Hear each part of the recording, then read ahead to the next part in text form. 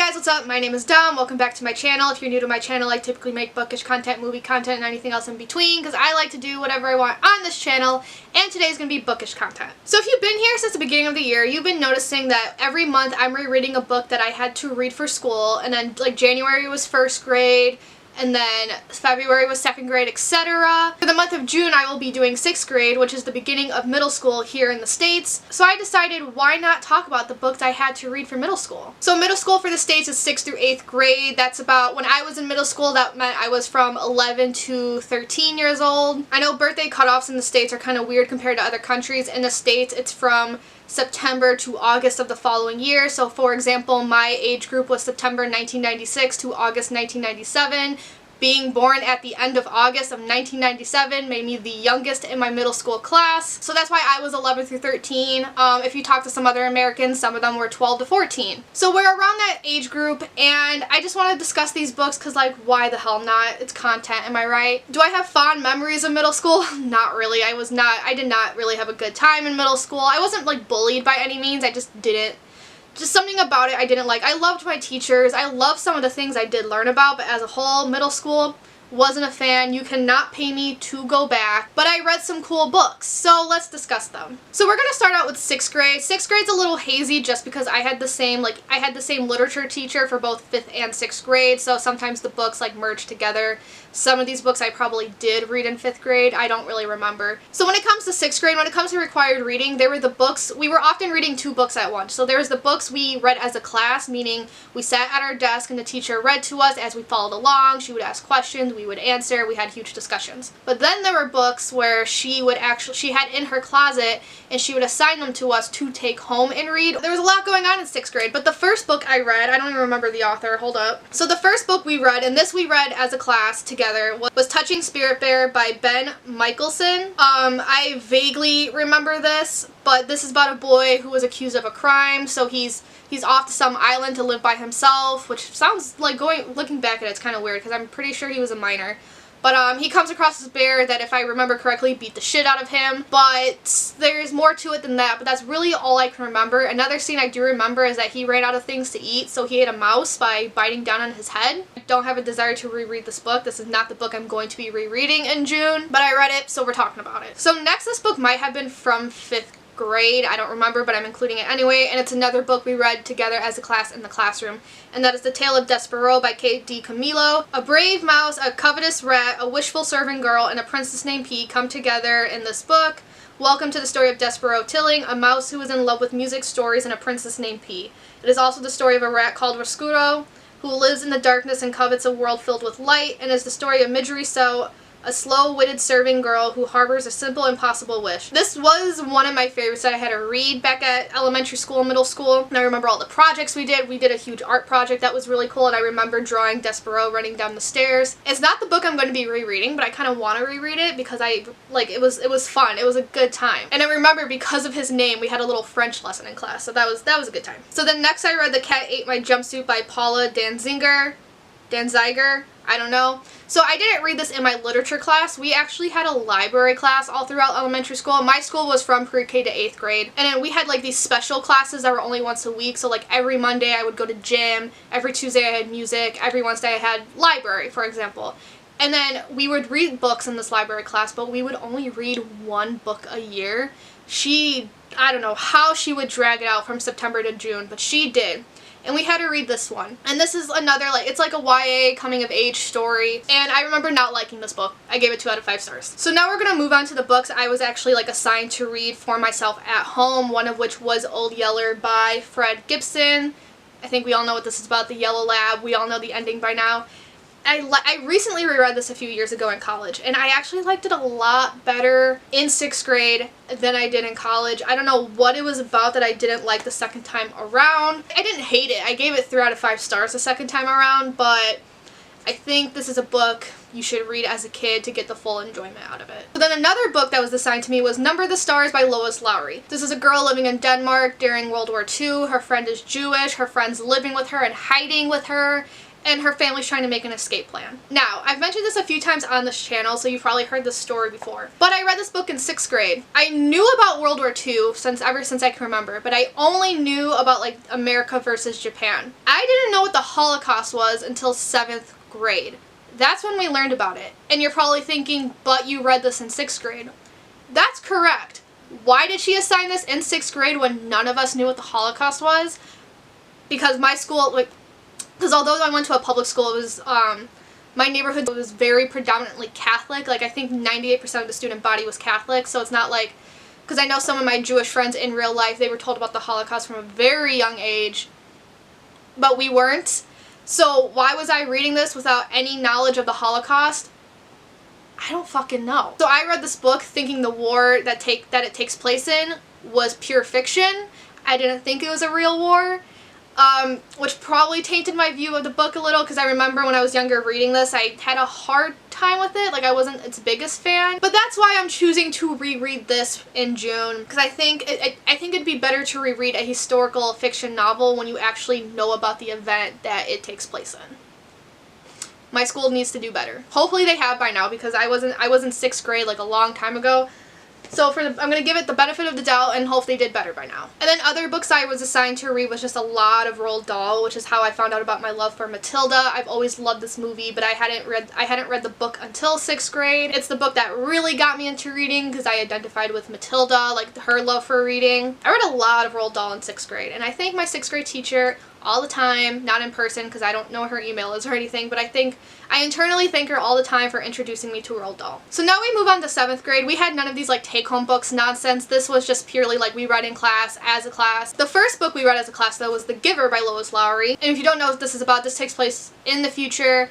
It's a boy living in this black and white world, like literally black and white, that's the color he sees in. It's like a faux utopia. He thinks he's living in a utopia, but then he's assigned this job as the giver, and the giver is this person who holds all the memories of the past, and he realized what he's living in is not a utopia, it is in fact a dystopia. It's out of all the books I had to read in school, whether it's middle school or high school, this is one of the very few books I genuinely enjoyed. And maybe the experience of reading it is what helped too, because we didn't we read it as a class, but we were able to read it at our own pace. Like, I remember she made folders for us, and within these folders, when I say own pace, we did have to follow a certain schedule, but like by schedule I mean we had to finish certain chapters by the end of the week. When we finished those chapters within the week was up to us. There were quizzes, there were some like little assignments we had to do, and it was just fun. Like, I remember the class being silent as we all read, and a lot of us actually enjoyed the book a lot more because of that. And I've noticed with this book and then like some other books I had to read in high school,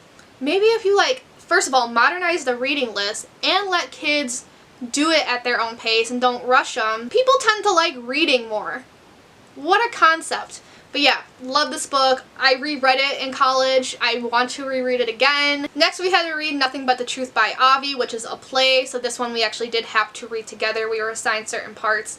And this is about a boy who, during the national anthem in school, because a lot of American schools play the national anthem in the morning, and then you're supposed to be silent, but our main character was not. He was making a lot of noises, so his teacher scolded him for it, and then all hell ensues because he tells the newspaper he got in trouble for singing along, like he lied to the media, and then no one was getting the teacher's point of view, and it was a whole mess. And the moral of the story is basically like all about free speech, and then how the news can be very biased, which is probably a good lesson now, but at the time I read this I thought the book was boring and pointless, which kind of serves the fact that I think teachers need to beware of the audience they're reading to. Like, should I have read this in 7th grade or should I have waited until I was older?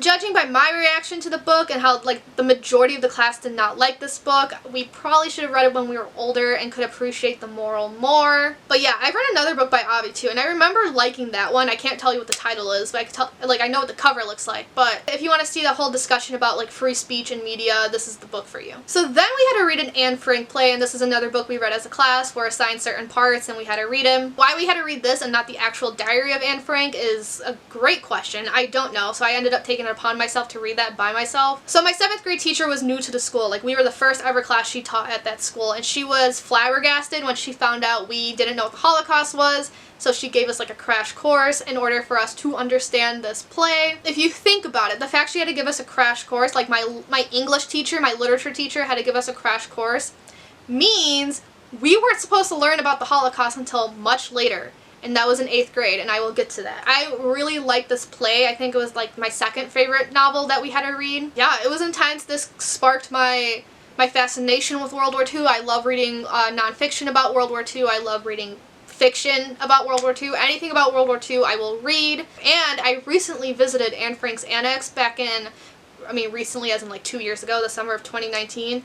And if you ever get the chance to visit it in Amsterdam, I highly recommend it. You don't realize how small the annex is until you're actually there. Because part of the lesson too is that the teacher, she taped the dimensions within the classroom, and I remember we could barely fit any of our desks within these dimensions. But like, someone can tell you how small something is all they want, but it's just another thing. It's one thing to picture that in your mind and another thing to actually be there.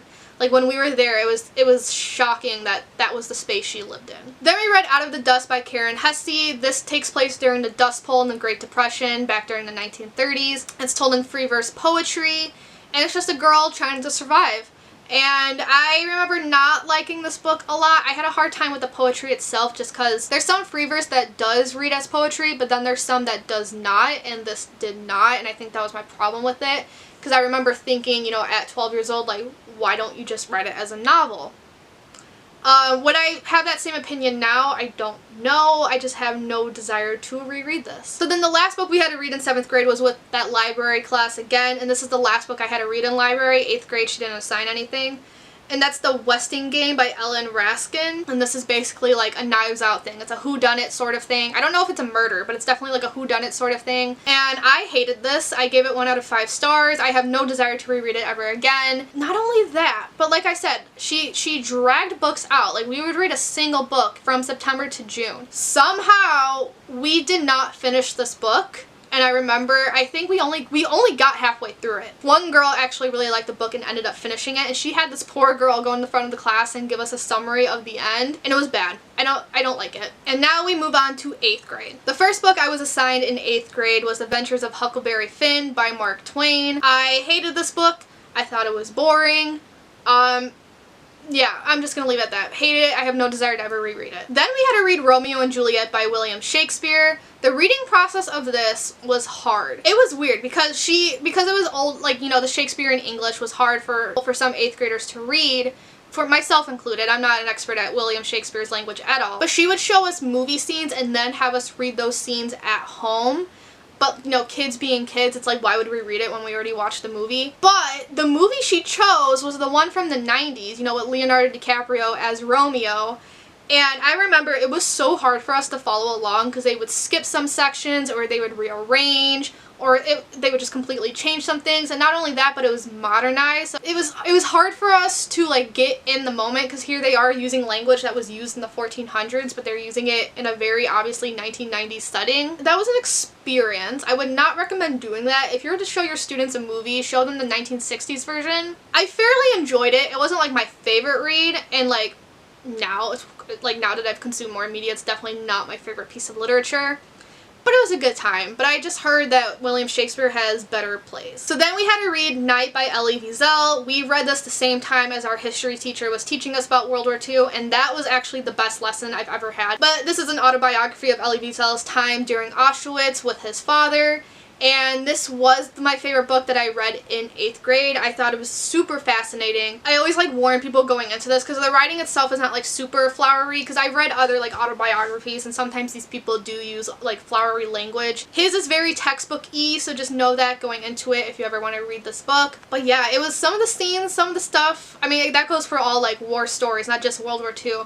Some of the stuff you had to see was very, very haunting. If you ever want to read like an autobiography about World War II or the Holocaust in general, this is one I definitely recommend. Then I read Flowers for Algernon by Daniel Keyes. This is about a guy. He is mentally disabled according to the synopsis, and he is a test subject for experiments to help with that, which take as you will. I know there's a lot of controversy surrounding that, but keep in mind this book was also published in 1958, so there's definitely a different social awareness of these problems back then. So the way we read this, actually, not the whole class had to read this book. So what my teacher did, she separated us into groups. So 2 groups had to read The Pearl, 2 groups had to read Jacob Have I Loved, and then 2 groups had to read Flowers for Algernon.